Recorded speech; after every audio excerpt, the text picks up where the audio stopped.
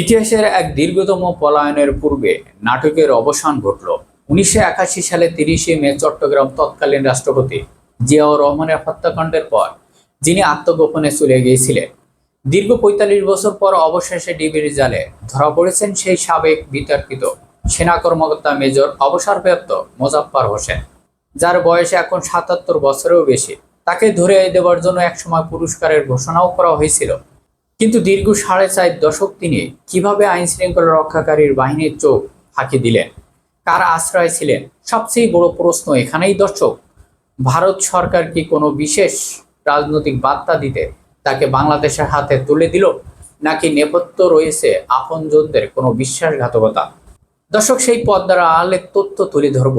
সময়টা ছিল ঠিক বুধবার রাত ১০টা। ডিবি পুলিশের একটি বিশেষ দল গোপনে অবস্থান নেয় রাজধানী বনানী একটি ফ্ল্যাটে। ডিবি পুলিশের অতিরিক্ত কমিশনার মোহাম্মদ রফিকুল ইসলামের নির্দেশনা চলে এই বিশেষ শ্বাসরুদ্ধ অভিযান, যেখান থেকে গ্রেপ্তার করা হয় দীর্ঘ ৪৫ বছর পলাতক থাকা সাবেক মেজর মোজাফফর হোসেনকে। ডিএমপি জানিয়েছেন, বিশেষ গোয়েন্দা তথ্য ভিত্তিতে ডিবির টিম তাকে আটক করতে সক্ষম হন। আটকের পর দীর্ঘ জিজ্ঞাসাবাদের মাধ্যমে নিশ্চিত হওয়া যায় তার আসল পরিচয়। এরপর বৃহস্পতিবার সন্ধ্যা ৬টায় ঢাকা সেনানিবাস মিলিটারি পুলিশের একটি বিশেষ দলের কাছে যথাযথভাবে হস্তান্তর করা হয়।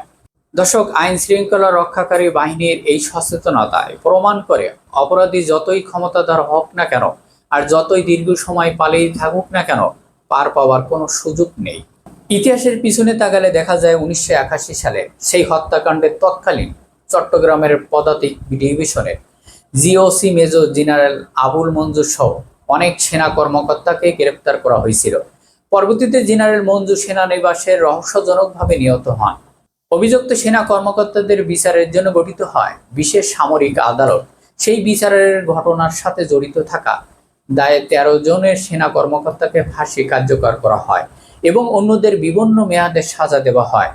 অভিযোগ রয়েছে, এই মোজাফফর হোসেন সরাসরি গুলি চালিয়েছিলেন এবং অভিযানের সময় তিনি ছিলেন শেষ কর্মকর্তা যিনি কোনোভাবেই পালিয়ে যেতে সক্ষম হন।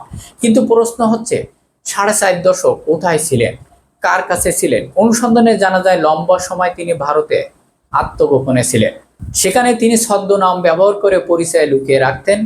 শুধু তাই নয়, ছদ্মনাম ধারণ করে তিনি প্রতিনিয়ত সীমান্ত পারাপার হতেন, অর্থাৎ বাংলাদেশে যাতায়াত ছিল তার। ভারতের মতন কঠোর নজরদারি দেশে এত বছর ছদ্মনামে পালিয়ে থাকা সাধারণ কোনো বিষয় নয়। দর্শক, বিশ্লেষকরা মনে করছেন, বর্তমান ভারত সরকার হয়তো বাংলাদেশের বর্তমান সরকারকে একটি বন্ধুত্ব সিগন্যাল দিতে মোজাফফর হোসেনকে বাংলাদেশে পুশিং করে পাঠিয়ে দিয়েছেন এবং দেশের পুলিশকে বিষয়টি অভিহিত করছেন। এটি হতে পারে একটি বড় রাজনৈতিক চাল, যাতে প্রমাণ হয় যে ভারত সরকার সবসময় বাংলাদেশের পাশে আছে। দর্শক, এতদিন পর হঠাৎ করে কেন তাকে খুঁজে বের করা? এই গোপন তথ্যের পিছনে কি কেবল ভূ রাজনৈতিক, নাকি লুকিয়ে আছে পারিবারিক কোনো গভীর রহস্য?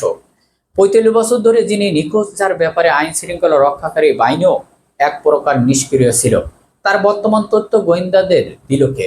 ধারণা করা হচ্ছে, ক্ষমতার এই পথ পরিবর্তনের পর সুযোগ নিয়ে হয়তো তার নিজের কোনো আপনজনই ক্ষোভের বশবীত হয়ে দ্বন্দ্বে জড়িয়ে তার আসল পরিচয় ডিবি পুলিশের কাছে ফাঁস করিয়ে দিয়েছে।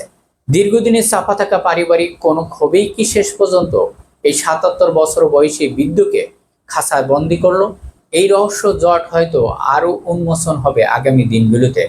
দর্শক, জিয়াউর রহমানের হত্যাকাণ্ডের ৪৫ বছর পর সাবেক মেজর মোজাফফর হোসেনের এই গ্রেপ্তার দেশের ইতিহাসে একটি নতুন অধ্যায় সূচনা হলো।